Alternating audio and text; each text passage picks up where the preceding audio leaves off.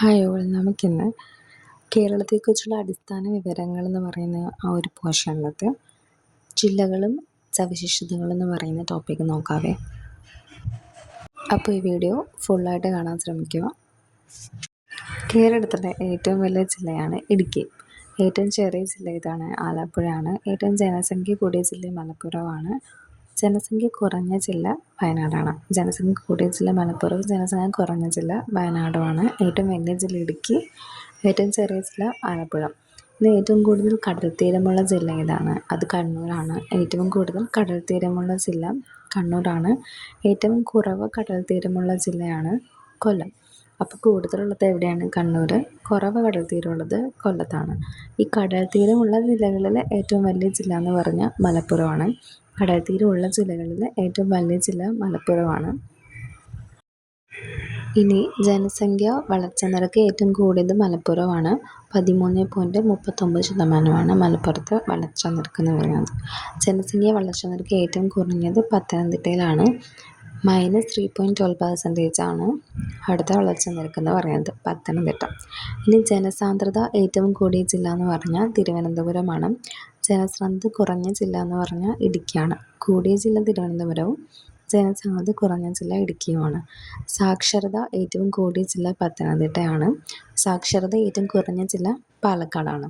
സാക്ഷരത കൂടിയ ജില്ല പത്തനംതിട്ടയാണ്, കുറഞ്ഞ ജില്ല പാലക്കാട്. ഇനി കടൽ തീരമുള്ള ജില്ലകളിൽ ഏറ്റവും വലിയ ജില്ല മലപ്പുറമാണ്. കടൽ തീരമുള്ള ജില്ലകളിൽ ഏറ്റവും ചെറിയ ജില്ല ആലപ്പുഴയാണ്. സ്ത്രീ പുരുഷ അനുപാതം ഏറ്റവും കൂടിയ ജില്ല കണ്ണൂരാണ്. 1136 1000-ന്. ഇനി സ്ത്രീ പുരുഷ അനുപാതം ഏറ്റവും കുറഞ്ഞ ജില്ല ഇടുക്കിയാണ്. 1006 തൊഴിലഹിതർ ഏറ്റവും കൂടുതലുള്ള ജില്ല തിരുവനന്തപുരമാണ്. തൊഴിലഹിതർ ഏറ്റവും കൂടുതലുള്ള ജില്ല തിരുവനന്തപുരമാണ്. തൊഴിലഹിതർ ഏറ്റവും കുറവുള്ള ജില്ല വയനാടാണ്. ഏറ്റവും കൂടുതൽ വാഹന രജിസ്ട്രേഷൻ നടക്കുന്ന ജില്ല എറണാകുളമാണ്. ഏറ്റവും കൂടുതൽ വാഹന രജിസ്ട്രേഷൻ നടക്കുന്നത് എറണാകുളത്താണ്. ഏറ്റവും കുറവ് വാഹന രജിസ്ട്രേഷൻ നടക്കുന്ന ജില്ല വയനാടാണ്. കൂടുതലുള്ളത് എറണാകുളത്തും കുറവുള്ളത് വയനാടും. ഇനി ഏറ്റവും കൂടുതൽ നദികൾ ഒഴുകുന്ന ജില്ല ഏതെന്ന് വെച്ചത് കാസർഗോഡാണ്. ഏറ്റവും കൂടുതൽ നദികൾ ഒഴുകുന്നത് കാസർഗോഡ് ജില്ലയിലൂടെയാണ്. ഇനി ഏറ്റവും കൂടുതൽ ദേശീയോദ്യാനങ്ങളുള്ള ജില്ല എന്ന് പറയുമ്പോൾ അത് ഇടുക്കിയാണ്. ഇടുക്കിയിലാണ് ഏറ്റവും കൂടുതൽ ദേശീയോദ്യാനങ്ങളുള്ളത്. നഗരവാസികൾ ഏറ്റവും കൂടുതലുള്ള ജില്ല എറണാകുളമാണ്.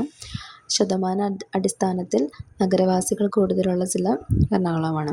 ഇനി ശതമാന അടിസ്ഥാനത്തിൽ നഗരവാസികൾ കുറഞ്ഞ ജില്ല എന്ന് പറഞ്ഞത് വയനാടാണ്. ശതമാന അടിസ്ഥാനത്തിൽ നഗരവാസികൾ കൂടുതലുള്ള ജില്ല എറണാകുളവും കുറഞ്ഞ ജില്ല വയനാടുമാണ്. ഇനി ഹിന്ദുക്കൾ കൂടുതലുള്ള ജില്ല എന്ന് പറഞ്ഞാൽ തിരുവനന്തപുരമാണ്. ഹിന്ദുക്കൾ കൂടുതലായിട്ടുള്ള ജില്ല തിരുവനന്തപുരം. മുസ്ലിങ്ങൾ കൂടുതലായിട്ടുള്ള ജില്ല മലപ്പുറമാണ്. ക്രിസ്ത്യാനികൾ കൂടുതലുള്ള ജില്ല എറണാകുളമാണ്. ക്രിസ്ത്യൻസ് കൂടുതലുള്ളത് എറണാകുളത്താണ്. ഏറ്റവും കൂടുതൽ പട്ടികജാതിക്കാരുള്ള ജില്ല എന്ന് പറഞ്ഞത് പാലക്കാടാണ്. ഏറ്റവും കുറവ് പട്ടികജാതിക്കാരുള്ള ജില്ല വയനാടാണ്.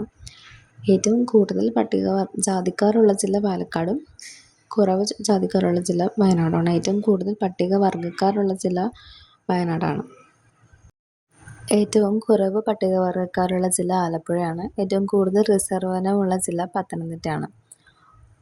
കുറവ് പട്ടികവർഗ്ഗക്കാരുള്ള ജില്ല ആലപ്പുഴയും കൂടുതൽ റിസർവ് വനമുള്ള ജില്ല പത്തനംതിട്ടയുമാണ്. ഏറ്റവും കൂടുതൽ വനമേഖലയുള്ള ജില്ല ഇടുക്കിയാണ്. ഏറ്റവും കൂടുതൽ റിസർവ് വനമുള്ള ജില്ലയാണ് പത്തനംതിട്ട.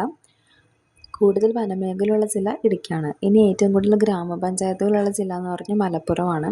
94 ഗ്രാമപഞ്ചായത്തുകളാണുള്ളത്. എന്നുവെച്ചാൽ ഏറ്റവും വലിയ ജില്ല എന്ന് പറഞ്ഞാൽ ജനസംഖ്യയുള്ള ജില്ല എന്ന് പറഞ്ഞാൽ മലപ്പുറമാണല്ലോ.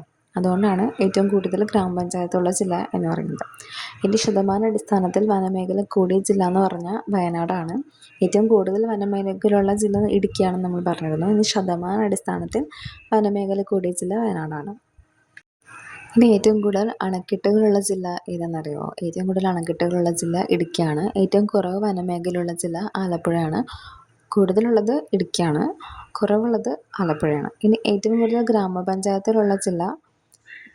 കുറവ് ഗ്രാമപഞ്ചായത്തിലുള്ള ജില്ല വയനാടാണ്. 23 ഉള്ളത്. എന്ന് വെച്ചാൽ ഏറ്റവും ജനസംഖ്യ കുറവുള്ള ജില്ലയാണ് വയനാട്. അപ്പോൾ ഏറ്റവും കുറവ് ഗ്രാമപഞ്ചായത്തല്ലേ ഇവിടെ ഉണ്ടാവുള്ളൂ.